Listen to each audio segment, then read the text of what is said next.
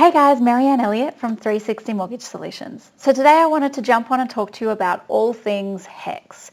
So if you're a first home buyer and you have a HECS debt, then make sure you check this video out, or if you know someone in that position, make sure you tag them below so they can check it out. So what's going on with HECS debts? So government changes have meant that they're looking to implement, and it has just passed the House of Reps, to change the indexation and backdate the indexation by 20%. So long story short, effectively this means if you have a HECS debt, you could be looking at having a reduction in that balance in the coming months, which is absolutely fantastic news. It would be even better if there was no HECS debt at all, but it is a start. So the other thing that's really important to know is a lot of lenders are starting to change their position on HECS debt. Now, when you have a HECS debt, the way the banks will consider that loan is not so much what your HECS balance is. It could be $5,000 or it could be $150,000. What they will look at is what is your current income, and therefore what is the rate that you need to be repaying that loan. So you could be on track to have your HECS debt paid out in the next 6-12 months, but the bank will still take that full repayment that you are due and account for that over the 30-year loan term.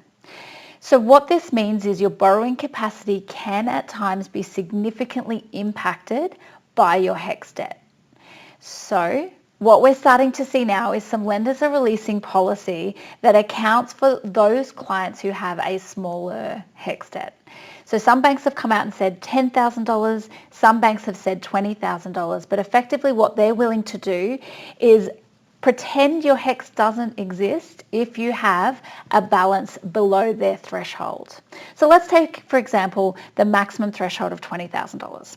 This means if you're a first home buyer trying to get into the market and your broker is telling you that the maximum you can borrow is XYZ, but it's not enough for you to get into your home, and you have a HECS debt that is $20,000 or under, we can look to disregard that under some lenders' policies, which means your borrowing capacity has just gone up.